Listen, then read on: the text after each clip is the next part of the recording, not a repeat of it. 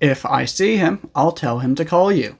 This is an example of the first conditional, which is a type of sentence that we use to talk about things that we think really might happen in the future. If I won the lottery, I would buy a car. This is an example of the second conditional, which we use to talk about things that we think are probably not going to happen.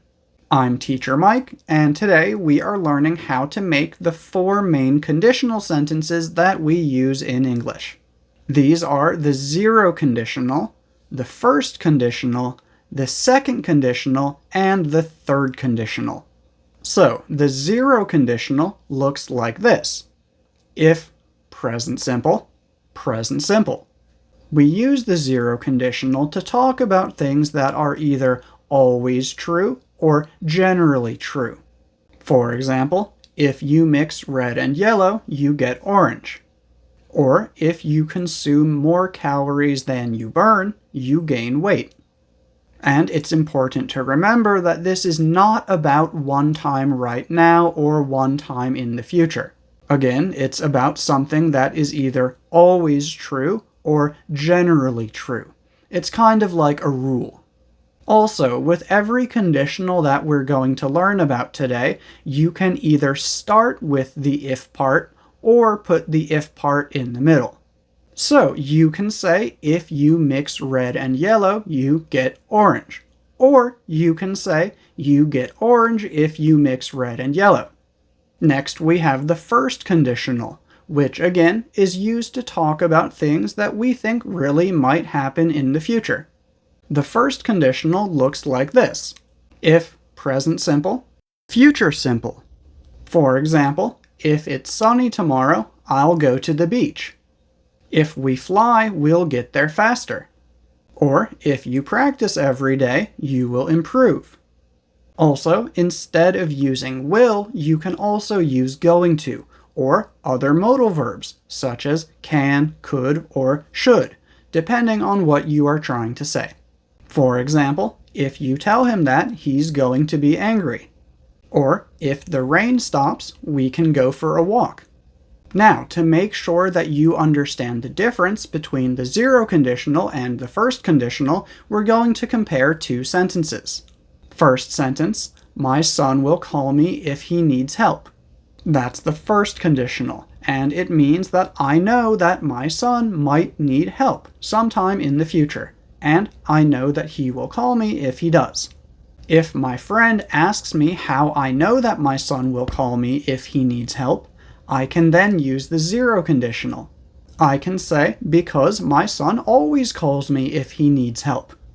So the first conditional explains what we think will happen in one situation in the future. But the zero conditional gives us a rule for how something always works, or how something generally works.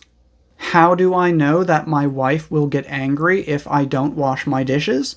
Because she always gets angry if I don't wash my dishes. Just an example, I always wash my dishes, and my wife is very nice. Now, let's move on to the second conditional. The second conditional is often called the unreal conditional, because we use it to talk about situations that are either impossible or just very unlikely. Basically, they're situations that we just really do not expect to happen. And the second conditional looks like this. If, past simple, subject, would, verb. For example, if I had a horse, I would ride it every day. This tells us that I do not have a horse, and this is just a situation in my imagination. Or again, if I won the lottery, I would buy a car. Again, it's just a situation in my imagination, and it also tells us that I do not expect to ever win the lottery.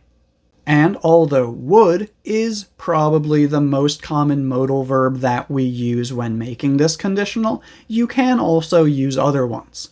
For example, if I had a private jet, I could fly anywhere I wanted. However, we never use will, because will is for things that are real, and this conditional is for things that are unreal. So don't use will.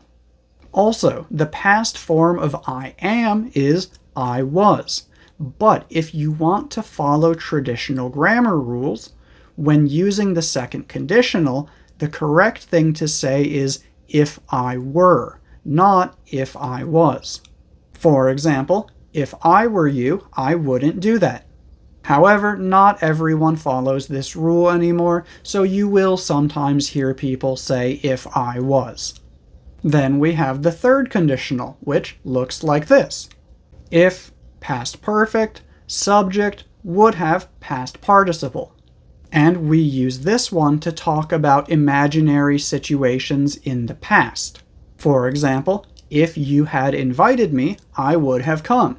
This means that you didn't invite me, and because of this, I didn't come.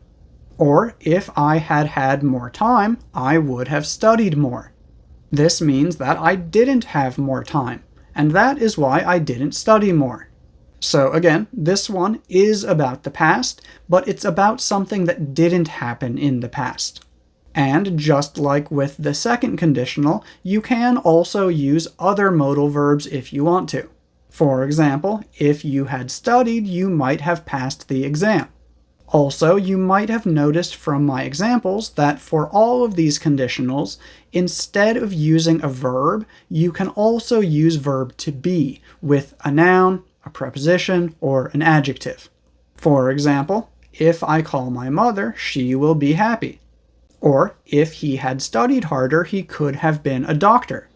And finally, we also have mixed conditionals, which are conditionals that we use to talk about how something in one time period affects something in a different time period.